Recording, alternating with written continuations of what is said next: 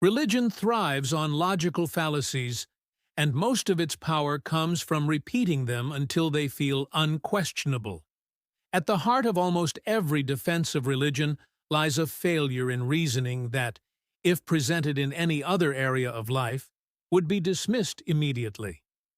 Yet when tied to the sacred, these errors are dressed up as wisdom and passed down through generations. The first, and perhaps most common fallacy, is appeal to authority. Religious texts and leaders declare themselves the ultimate source of truth, not through evidence, but through sheer proclamation. If a book claims to be divine, that claim is taken as proof of its own divinity. Nowhere else in life would this be acceptable. A company can't prove its product works simply because its manual says so, yet billions accept such circular reasoning when it comes to religion. Closely tied to this is the fallacy of appeal to tradition. People argue that because their religion has been followed for thousands of years, it must hold truth. But longevity doesn't equal accuracy. Astrology has been practiced for millennia, yet no serious scientist today claims the positions of stars control our lives. Bloodletting was once medicine's main cure, and it persisted for centuries. The length of time something is believed does not grant it validity. It only shows how long humans can cling to error when comforted by it. Then comes special pleading. Religion consistently makes claims that would never survive scrutiny in any other context. When natural disasters happen, they are explained as either punishment from God or mysterious divine will. When good fortune happens, it's evidence of blessings. Heads, God wins. Tails, God still wins. No matter the outcome, the belief system bends itself to fit, never allowing falsification. In science, a theory must risk being proven wrong. In religion, every contradiction becomes another layer of mystery, protected by the claim that human minds simply cannot understand. The argument from ignorance is another pillar of faith. If something cannot currently be explained, then it must be God. For ancient people, lightning, disease, and earthquakes were divine punishments. Today, neuroscience, biology, and physics continue to shrink the space where God hides. Yet the fallacy persists. Science can't explain everything, therefore God exists. But absence of explanation is not evidence of a supernatural force. It is simply evidence of what we do not yet know. A gap in knowledge should inspire curiosity, not blind belief. Equally powerful is the fear-based fallacy, the argument from consequences. Religion often declares, if God doesn't exist, then life has no meaning, morality collapses, and death is unbearable. This reasoning confuses what we want to be true with what is true. Whether or not life feels meaningful has no bearing on whether a deity exists.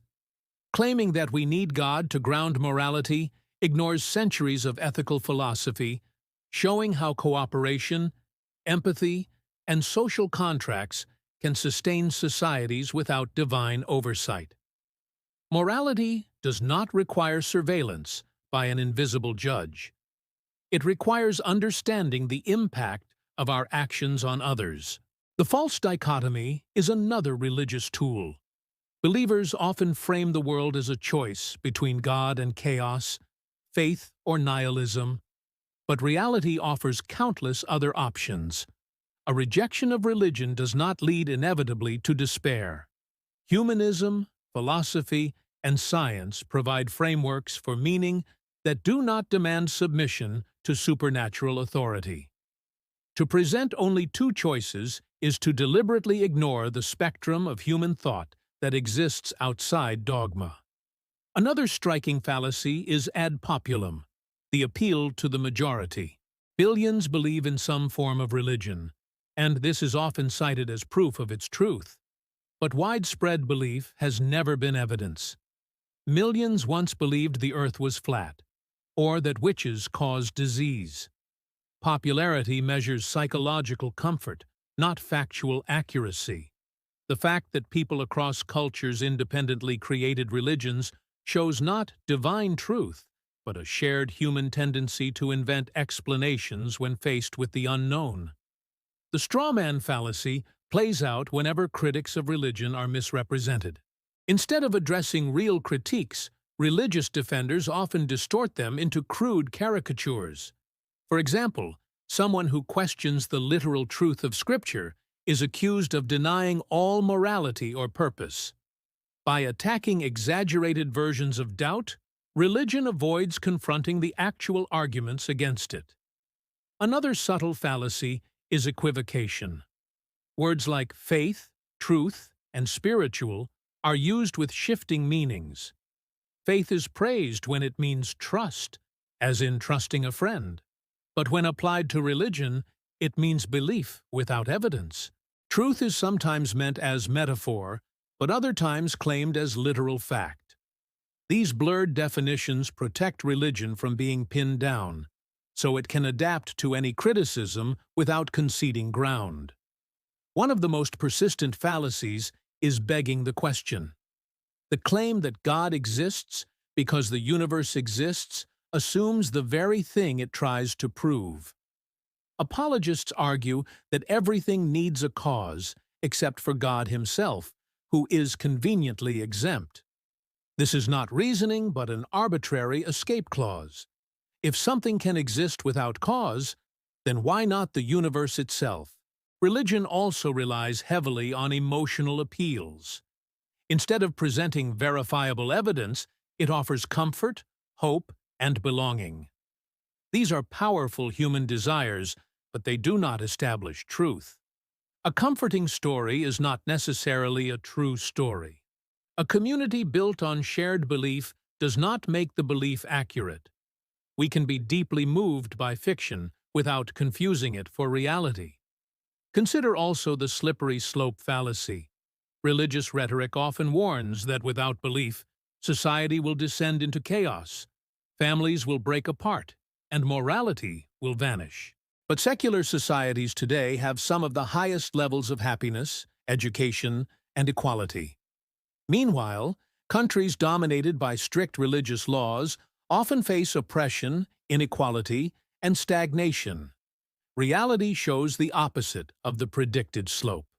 Then there is the no true believer fallacy, where every flaw in religion is excused by claiming those who commit evil in God's name were never true believers. This conveniently shields the system itself from criticism.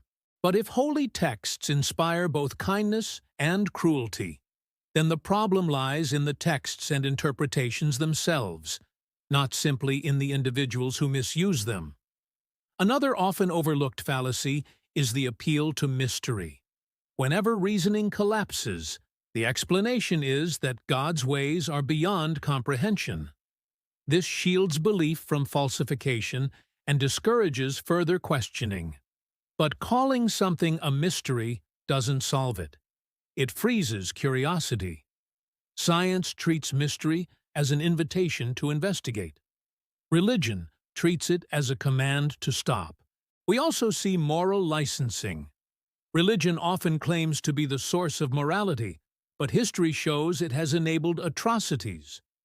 Wars of faith, persecution, slavery, and suppression of knowledge were justified with Scripture.